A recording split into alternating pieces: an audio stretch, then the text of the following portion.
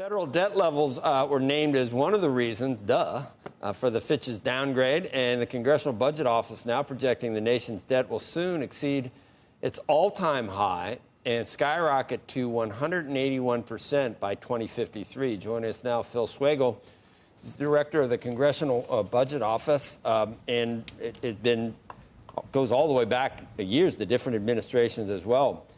Phil, the deficit this year is not helping. It's getting worse as revenue is weaker than expected. So we're looking at about 1.7 trillion. It's more, 200 billion more than was expected in May, and about 5% of GDP. The 50-year average is 3.6. So we're still doing it. It's still happening, and no end in sight. Interest rates are going up. Isn't it just going to get worse?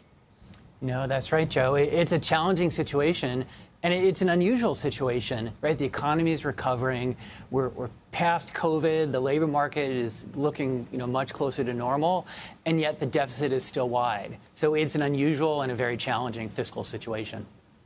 Yesterday, we had a couple of people on, and it just seems so hopeless that just the realities of entitlements and an aging population and Medicare, Social Security, and non-discretionary spending and all these things. And I said, well, what's the answer?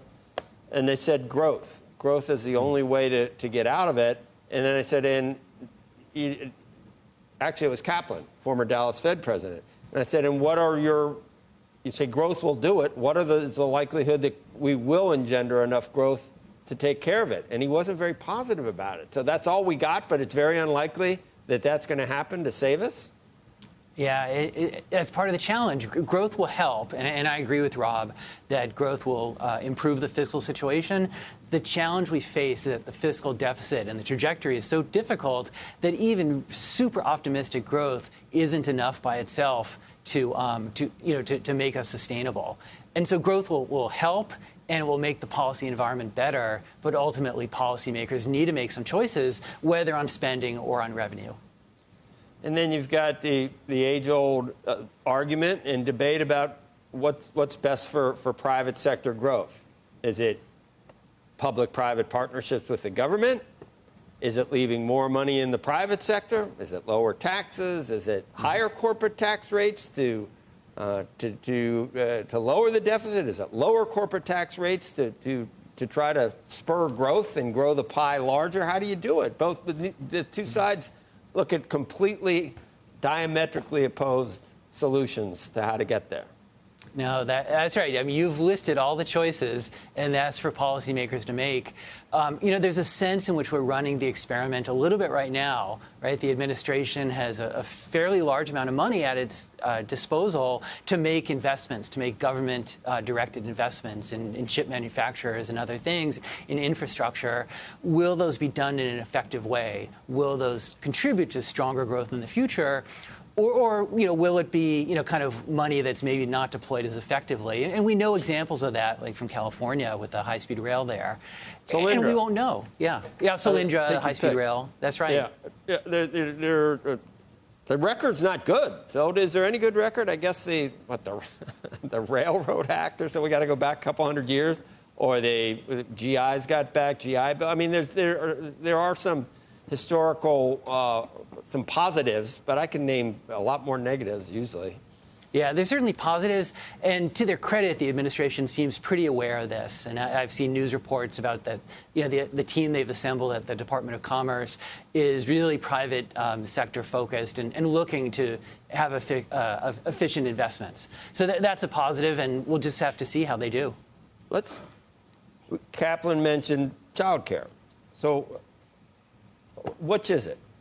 Child care will expand the workforce and eventually, spur growth and add to GDP. That's what one side would say. The other side would say it's another unwieldy federal program that's going to end up costing too much money and just add to our problems. Which is it? How do we do it? No, that's right. It's both. It could be either. Will the private sector provide that child care And then how much, if there's additional child care, how much additional labor force participation will that provide? The same thing with elder care. There's evidence about that especially women will drop out of the labor force for a period to care for their elderly parents.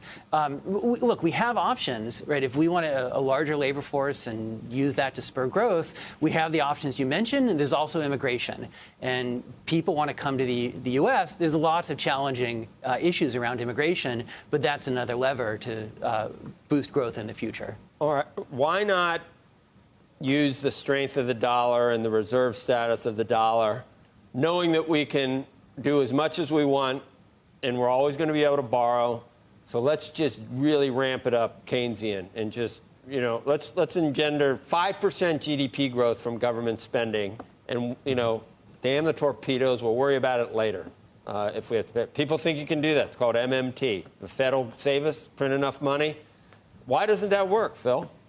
Yeah, I mean, I think we've seen the downsides of that over the past couple of years. First with the inflation that resulted. Now, of course, that was partly the supply constraints on top of the fiscal. Is there anything to it, Phil, that we can do it? We can print. The dollar is a reserve currency where we can print and people will continue to buy. Is there a breaking point? Because MMT people don't think there is. Yeah, at some point there is, whether we have inflation in the near term and that contributes to higher interest rates, or bond purchasers will balk at buying more U.S. debt. At some point, we'll see that in inflation and interest rates, and then that feeds back into growth, which, as you said, makes things more difficult.